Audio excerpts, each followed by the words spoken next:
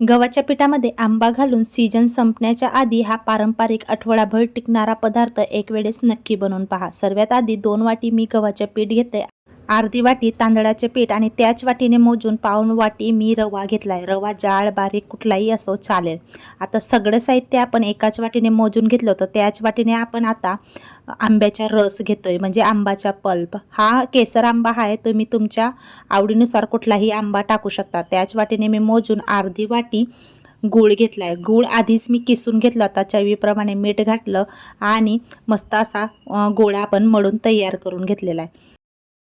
पीठ मळल्यानंतर कमीत कमी 15 मिनिटं, जास्तीत जास्त 20 मिनिटं आपल्याला एका साईडला ठेवायचे। आता पीठ मस्त मुरून तयार झालेले आहे। आता छोटे छोटे उंडे आपण तयार करून घेऊया।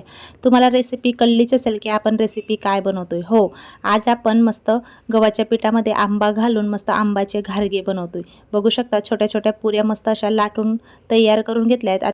त्याच्यावर थोडं खसखस टाकूया आणि मस्त घारग्यासारख्या आपण या पुऱ्या लाटून तयार करून घेऊया। आंब्याचे घारगे अगदी सोयीस्कर ही रेसिपी आहे।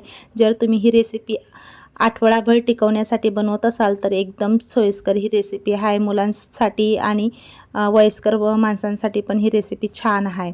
तर बघू शकता मस्त आपण हे घारगे लाटून तयार करून घेतले होते आणि मस्त तेल तापलेलं होतं कढईमध्ये, त्यामध्ये आपण आता हे घारगे तळून घेणार आहोत। आजूबाजूच्या कडांनीही ही टंब फुगलेली घारग्याची पोळी किंवा पुरी एकदम छान अशी टंब फुगून रेडी झालेली। आता दुसरी ही पोळी आपण याच पद्धतीने तळून घेऊया। बघू शकता मस्त सगळ्या पुऱ्या आपल्या तळून झालेल्या आहेत आणि एकदम कटोकट हे टंब फुगलेल्या या पुऱ्या आहेत। अजिबात तेलगट किंवा वातड झालेल्या नाही। आतून एकदम मस्त अशा खुसखुशीत आणि बाहेरून एकदम असा टंब फुगलेल्या या पुऱ्या तयार झालेल्या आहेत। कशी वाटली तुम्हाला ही रेसिपी मला कमेंटमध्ये नक्की सांगा। चला तर मग भेटू।